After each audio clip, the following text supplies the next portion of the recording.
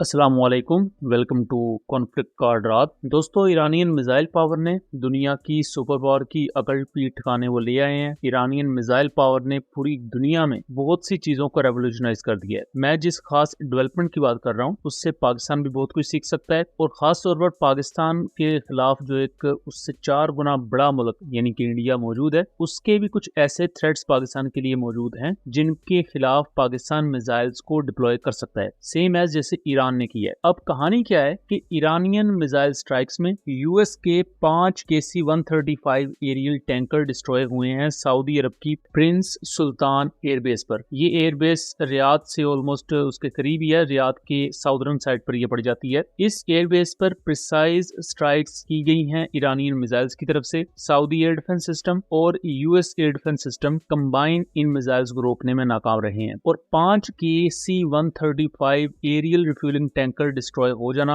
ये इससे पहले कॉन्फ्लिक्ट में कभी नहीं हुआ, दुनिया की तारीख में कभी नहीं हुआ। इसके साथ साथ 12 से 13 मार्च के दरमियान 2 KC-135 एयरक्राफ्ट हवा में कोलाइड कर गए, टकरा गए। एक एयरक्राफ्ट तो क्रैश हो गया कंप्लीटली, उसके 6 के 6 जो क्रू मेंबर्स थे वो भी मारे गए। एक का वर्टिकल स्टेबलाइजर, ये जिसे टेल कह देते हैं जहाज की, वो इंतहाई ज्यादा डैमेज होगी। ये एयरक्राफ्ट कामयाबी से लैंड तो कर गया है, लेकिन इसको भी अब रिपेयर किया जाएगा। तो 1 से 2 दिनों में ही अमेरिका के 6 एरियल रिफ्यूलिंग टैंकर तबाह हो चुके हैं, 5 ग्राउंड पर 1 मिशन के दौरान। ये air to air refuelling tanker क्या करते थे कि इजराइल की तरफ से जो फाइटर जेट्स आ रहे होते थे या यूएस एयरफोर्स के फाइटर जेट्स जो आ रहे होते थे, उनको हवा में ही ईंधन फराहम करते थे या एयर टू एयर रिफ्यूलिंग उनके साथ करते थे। इससे क्या होता है कि अगर इसराइल से ईरान में मौजूद टारगेट तक फासला 1500 किलोमीटर है, लेकिन आपकी कॉम्बैट रेंज बॉम्ब्स कैरी करने के बाद 700 किलोमीटर है, तो फाइटर जेट्स आधे रास्ते में आकर एयर टू एयर रिफ्यूलिंग करता है, जिससे उसकी रेंज डबल हो जाती है। फिर वो अपना बॉम्बिंग मिशन परफॉर्म करता है, वापस जाते हुए दोबारा से एयर टू एयर रिफ्यूलिंग करता है, और वो इजीली वापस अपनी एयर बेस पर चला जाता है इजराइल में। सेम इसी तरह यूएस एयर बेसिस से भी है जो जरा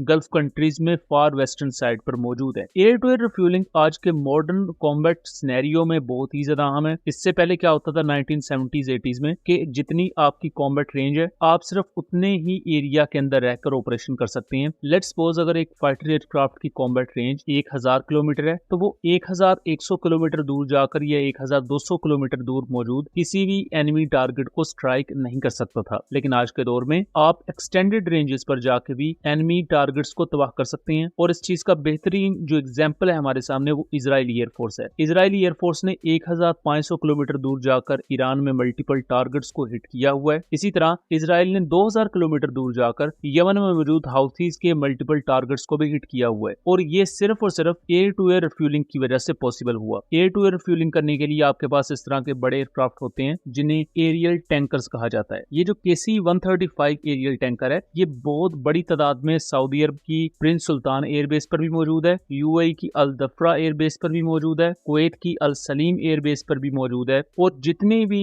यूएस मिलिट्री बेसिस मौजूद हैं, चाहे वो चाइना के खिलाफ बैरुल कायल में हो, जापान साउथ कोरिया में, चाहे वो मिडिल ईस्ट में हो, तमाम पर अमेरिका अपने KC-135 को डिप्लॉयड रखता है। लेकिन अब KC-135 को रिप्लेस करने के लिए अमेरिका ले आया है KC-46 पेगासस। इस एयरक्राफ्ट की फ्यूल कैरिंग कैपेसिटी ज्यादा है, इसको मेंटेन करना निस्बतन आसान है, इसका इंजन ज्यादा थ्रस्ट प्रोवाइड करता है, 2 इंजन कैरी कर रहा है बट ज्यादा थ्रस्ट वाले, जबकि KC-135 में 4 इंजन हैं और उन 4 इंजन की कंबाइंड थ्रस्ट KC-46 से नीचे है। तो एक अपग्रेड जरूर है KC-135 पर, लेकिन KC-135 1970s 80s के ईरा से ही यूएस एयरफोर्स को सर्व कर रहा है। एक बहुत ही ज्यादा कैपेबल एयरक्राफ्ट है। ये सिर्फ एयर टू एयर रिफ्यूलिंग के लिए नहीं बल्कि कुछ मामलात में इसे as a transport aircraft use किया गया है, और इवन इसे इतना कैपेबल बनाया गया है कि इस पर अगर कोई एयर टू एयर मिसाइल भी फायर हो जाए दुश्मन की तरफ से, या सरफेस टू एयर मिसाइल भी फायर हो जाए, तो इस पर इलेक्ट्रॉनिक काउंटर मेजर सिस्टम्स मौजूद होते हैं, यानी कि इसके पास अपना प्रॉपर इलेक्ट्रॉनिक वॉरफेयर स्वीट है, सेंसर्स हैं, जिसकी वजह से ये एनिमी मिसाइल्स को धोखा दे सकता है, उन्हें अवॉइड कर सकता है। लेकिन ईरान के खिलाफ जो जंग हुई है इसमें तमाम डायनामिक्स बदल चुकी हैं। प्रेसिडेंट ट्रंप ने ऐलान तो कर दिया जंग का, लेकिन अब खुद यूएस ऑफिशियल्स ये मान रहे हैं कि ना वो तैयार थे। इवन स्ट्रेट ऑफ हॉर्मुज बंद करने पर भी उनके पास कोई स्ट्रेटजी नहीं थी। उनके पास ये स्ट्रेटजी भी भी नहीं थी कि अगर स्ट्रेट ऑफ हॉर्मुज बंद हो जाएगा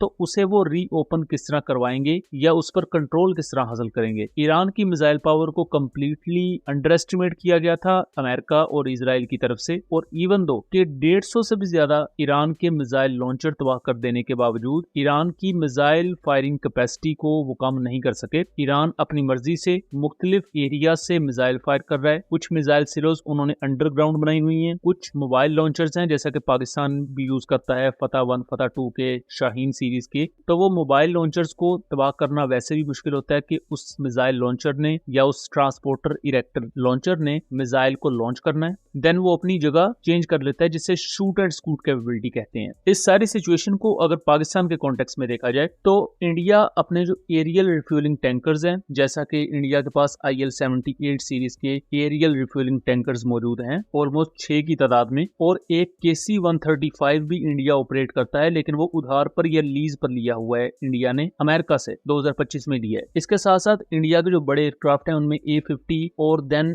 नेट्रा जैसे एवेक्स एयरक्राफ्ट आते हैं, फिर US मेड C-17 ग्लोबमास्टर और दूसरे ट्रांसपोर्ट एयरक्राफ्ट भी इंडियन एयरफोर्स में आपको देखने को मिलेंगे। लेकिन इनमें से ज्यादातर जो ऐसे बड़े एयरक्राफ्ट हैं इंडिया उन्हें रखता है अपनी आगरा और हिंडून जैसी एयर बेसिस पर या एयरपोर्ट्स पर जो सेंट्रल इंडिया में मौजूद है, और ये पाकिस्तानी बॉर्डर से 450 से 500 किलोमीटर दूर है, जिसकी वजह से जो पाकिस्तान के आर्टिलरी रॉकेट्स हैं जैसे कि फतह 1 और फतह 2 ये उनकी रेंज से बाहर रहते हैं। यहाँ ये पॉसिबिलिटी है और इस चीज पर हो सकता है हमें आने वाले वक्त में कुछ डेवलपमेंट्स भी देखने को मिले कि पाकिस्तान फतह 5 नाम से एक कन्वेंशनल मिसाइल क्रिएट करे जिसकी रेंज हमें ऑलमोस्ट शाहीन 1 जैसी नजर आए, या ये भी पॉसिबल है कि जैसा कि फतह 3 को अब्दाली के कन्वेंशनल वेरिएंट के तौर पर यूज किया गया है या लॉन्च किया गया है, तो पाकिस्तान अपने स्ट्रेटेजिक कमांड में मौजूद शाहीन 1 बैलिस्टिक मिसाइल का ही एक कन्वेंशनल वेरिएंट तैयार करे, उसे फतह 5 का नाम दे दिया जाए या उसे किसी भी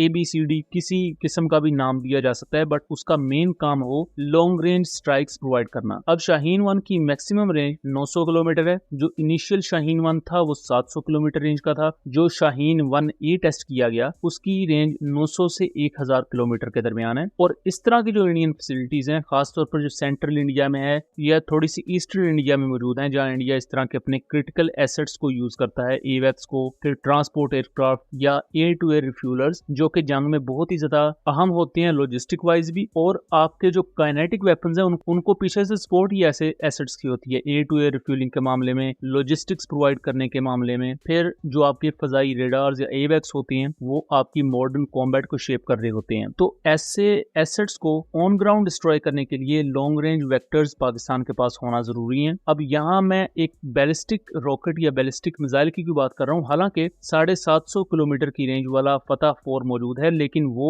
एक क्रूज मिसाइल है सबसोनिक स्पीड पर। तो वॉर में ईरान जैसी स्ट्रेटजीज यूज की जा सकती हैं जहां एक ही वक्त में आप क्रूज मिसाइल्स और बैलिस्टिक मिसाइल्स को एक ही वक्त में लॉन्च करें ताकि एनिमी एयर डिफेंस सिस्टम्स को कंफ्यूज किया जा सके। उसके साथ साथ आप बड़ी तादाद में फायर करें लॉइटरिंग म्यूनिशंस, और सेम ये स्ट्रेटजीज पाकिस्तान ने मई 2025 में यूज की थी जिसके बहुत अच्छे रिजल्ट्स देखे गए थे। मल्टीपल इंडियन एयर बेसिस पर फतह 1 और फतह 2 रॉकेट्स हिट हुए थे जिसकी वजह से इंडियन एयर बेसिस पर अच्छा खासा नुकसान भी हुआ था। लेकिन सेंट्रल इंडिया में मौजूद एयर बेसिस जो पाकिस्तान से दूर हैं और इंडिया अपने इस तरह के स्ट्रेटेजिक एसेट्स को वहां पर यूज कर रहा है, तो ऐसी एयर बेसिस को निशाना बनाने के लिए पाकिस्तान को लॉन्ग रेंज वेक्टर्स की जरूरत है, जिसमें अभी पाकिस्तान के पास Taimur air launch cruise missile है और ग्राउंड बेस पर फतह 4 जैसा क्रूज मिसाइल मौजूद है। लेकिन बैलिस्टिक मिसाइल्स के कॉन्टेक्स्ट में पाकिस्तान के पास पाकिस्तान की रॉकेट फोर्स में अभी तक ऐसा कोई मिसाइल नहीं है जो इतनी दूर तक जा सके, बट फ्यूचर में ये पॉसिबल है कि फतह 5 की सूरत में हमें लॉन्ग रेंज मिसाइल देखने को मिले जो इस तरह के क्रिटिकल एसेट्स को भी टारगेट कर सकता होगा, सेम एज जैसे ईरान ने किया है। और यूएस पर इतनी बड़ी प्राइस रखती है इस कॉन्फ्लिक्ट की कि अमेरिका भी अब परेशान है कि उन्होंने इस जंग को आगे लेकर चलना है या नहीं। सो दोस्तों, ये था एक एनालिसिस। उम्मीद करता हूँ चीजें क्लियर रही होंगी। वीडियो पसंद आई हो तो इसे ज्यादा से ज्यादा शेयर कीजिएगा ताकि इस तरह की मजीद इंफॉर्मेटिव वीडियोस हम आपके लिए लेकर आ सकें। मिलेंगे अगली वीडियो में, तब तक के लिए अल्लाह हाफिज।